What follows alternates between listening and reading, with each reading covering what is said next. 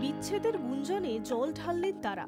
বৃহস্পতিবার সন্ধ্যায় পরস্পরকে জড়িয়ে ধরে বললেন, যেমন ছিলাম তেমনই আছি, সবটাই আপনাদের কল্পনা।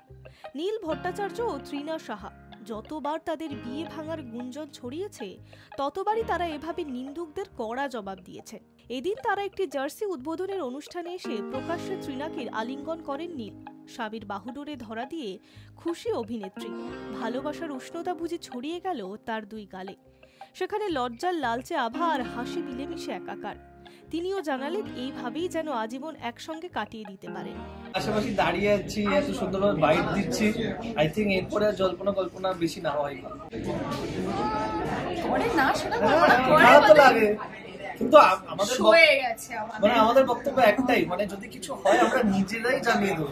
আমরা এত ঘুরে ফিরে এদিক ওদিক করে শুধুমাত্র ভিউজ এর জন্য এত কিছু না করাই ভালো। কিভাবে নতুন করে বিচ্ছেদের জল্পনার সূত্রপাত জানেন না নীল তৃণা কেউই। দিন দুয়েক আগে তৃণা একটি সংবাদ মাধ্যমকে শুটিং এর ব্যস্ততার ফাঁকে জানিয়েছিলেন সব মিথ্যে, সবটাই ভুয়ো। অনুযোগ ছিল তার, নতুন ধারাবাহিকের শুটিং করছি, এত ব্যস্ততার মধ্যে এই বিষয়ে বিশদ কথা বলা মুশকিল। প্রসঙ্গত শিবরাত্রির দিন তৃণাকে ব্রত পালন করতে দেখা যায়। শাখা পলা সিঁদুর এসে যে অভিনেত্রী বাকি হিন্দু নারীদের মতো এদিন উদযাপন করেছিলেন।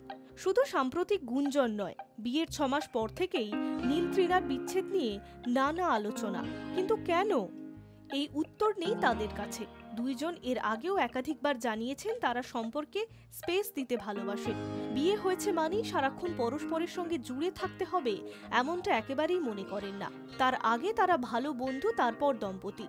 সেই ধারা বজায় রেখেই যেমন একসঙ্গে কাজ করেন, সময় কাটান, তেমনি নিজেদের মতো করে থাকতে ভালোবাসেন। তাই হয়তো তাদের জীবন চর্চা নিয়ে এত চর্চা। Hi news network.